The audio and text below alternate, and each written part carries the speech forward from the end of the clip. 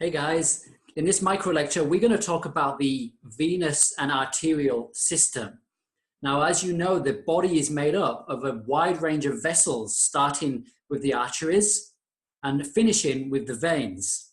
So let's start by summarizing what these vessels actually do. So the arteries are larger, stronger vessels that carry oxygenated blood away from the heart under high amounts of pressure.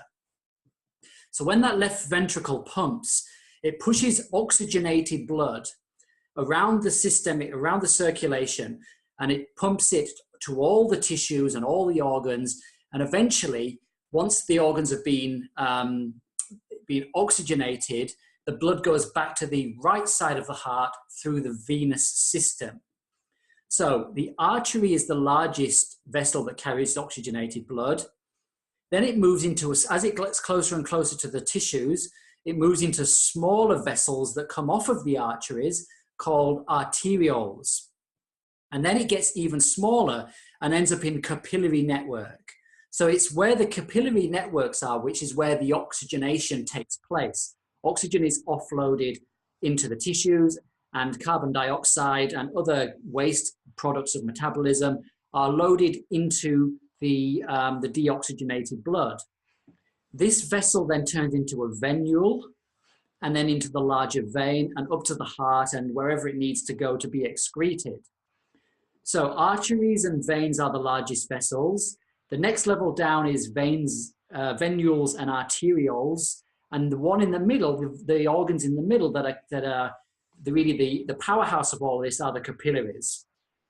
Now, if you take a look at this image here, so if you look at this image up here, you will see that the arteries are made up of a number of layers.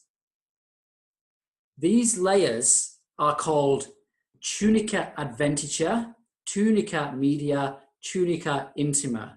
So the vessel that you just saw that carries blood under high pressure is broken down into a layer of connective tissue, which is designed to connect other organs and other tissues to this vessel. An external elastic lamellae or lamella, which is designed to be an intermediary type of tissue between the media and adventitia.